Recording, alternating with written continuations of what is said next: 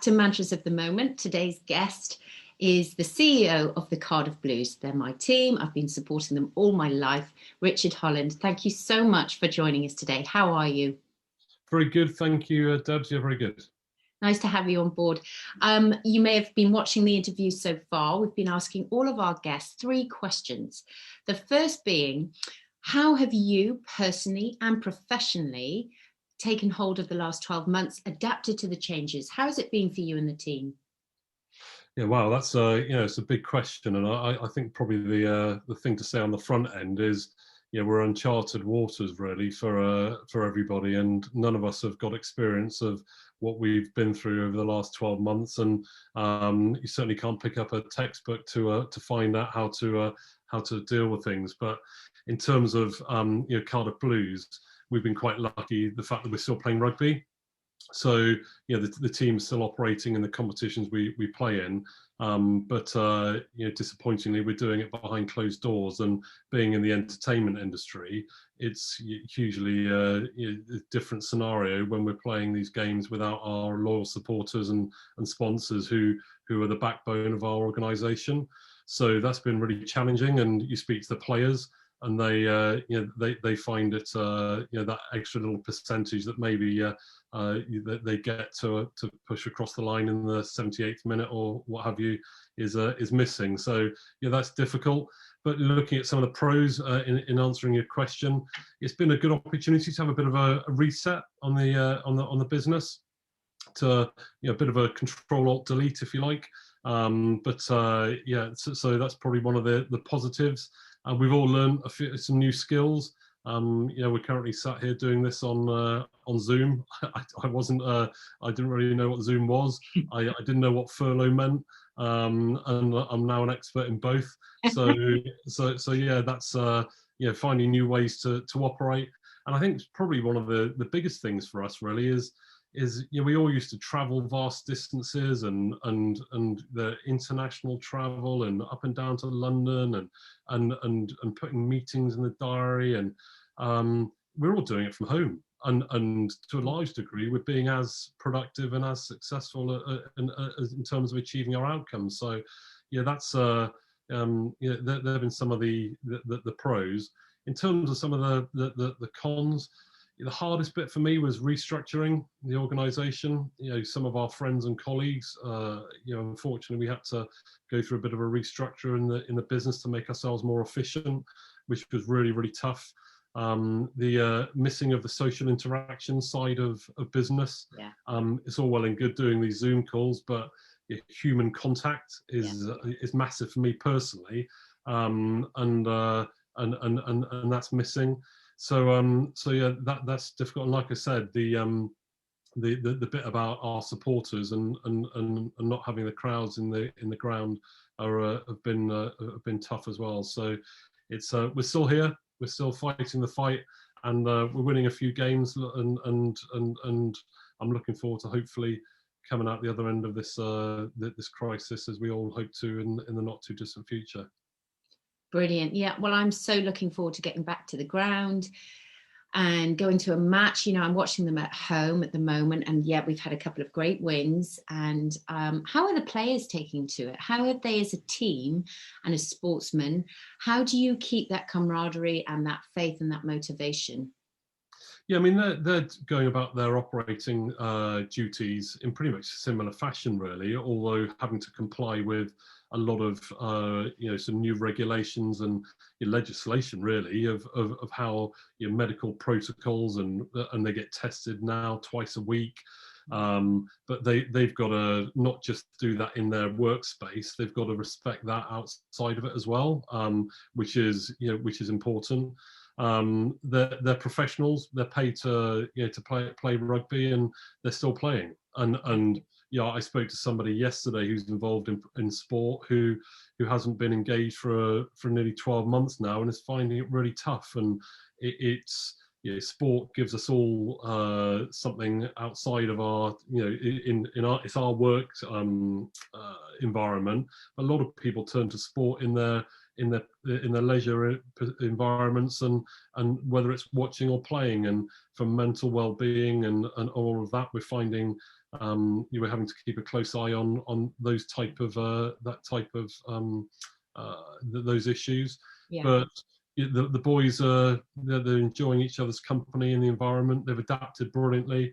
We've got a new sort of DOR in situ, and they're enjoying that at the moment as well. So I think they feel lucky and blessed to still be operating where lots of industries aren't. And yeah. So yeah, that's probably the biggest message from them. Brilliant. And so the second question I've been asking people, talking about difficult times, and yes, we've all come across the mental impact that COVID has had on us individually, personally and professionally. Has there been a mantra that you have used personally or to the team around you that's pulled you through? Yeah, I mean, this probably sort of stems back to early years of my life. Really, as a kid, there was a significant incident in my life that has probably led to me adopting a mantra that I still have as an important element today. And I unfortunately my father had an accident in a Harrier, a fighter plane, and he lost his life in 1982. I was 9 at the time. And it was so significant, not just from a personal perspective, but also, it affected me in my professional life, really, which it puts things into perspective, and where the small things in life, I don't get worried about, because and so I don't worry about the small stuff, and because they 9 times out of 10 you find a solution to them, and you come out the other end, and you can drive yourself crazy if you load yourself up with all of the small issues in life. But it just put things into perspective, really. I'm fortunate to work in the sports industry, and we're always going to be faced with challenges, whether they're internal or scrutiny externally. And some people say to me, "Crikey, how do you deal with that?"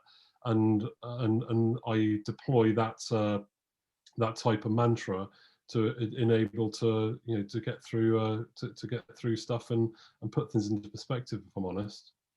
So for those who didn't hear it, we had a slight blur there on the Zoom recording, but would you say your mantra is don't sweat the small stuff? Yeah, absolutely. Don't sweat the small stuff. Don't worry about the small stuff. I love that. I think it's so important, that it's the idea as well of, what battle are you going to pick, and is it really worth it? I have this sort of, I have it with my 3-year-old every day. Okay, if everything becomes an issue, she's going to stop listening. But you're right. It's like, in the grand scheme of things, actually, your health and your family, they're paramount, and then everything else is kind of secondary, isn't it? And it's given us that perspective this last 12 months of what's worth fighting for. Yeah, I think you can also get yourself into a position where you overthink and the worst outcome from something that's happening in your life, and whether that's Craig, I've just been through a medical. We've all got a habit of jumping on Google and self-diagnosing ourselves, and to a degree we do that in business as well. You think entering into a conversation, you think of the worst outcome and then have sleepless nights about it, and then the event happens and you look back at it and think, why did I worry about that? Yeah. And so it's wasted energy, and for me, and I try and, like I say, don't sweat the small stuff, as you probably put more succinctly than I did, and I've adopted that in both my work and personal life. I think it's so healthy to have that approach, though, because worry is just an emotion that is so useless half the time. It drains us all. We're projecting into scenarios that might never happen. So right-sizing everything is a really healthy, and just becoming really present and thinking, right, what's in front of me? It's 9 times out of 10, it's all good. Or it's all okay. Yeah, absolutely. So when it's all over, absolutely. My final question then is, when lockdown finally finishes, and I do feel that the end is in sight, what's the first thing that you're most looking forward to doing? Well, I've got a long list here, Deb, I was struggling sort of to think about which one to to put forward. And so I'm not going to land with one, because one's sort of links to the last point we discussed, if you like. Unfortunately, my mother's in a care home in Cardiff, in Penlan, and has been for a number of years now.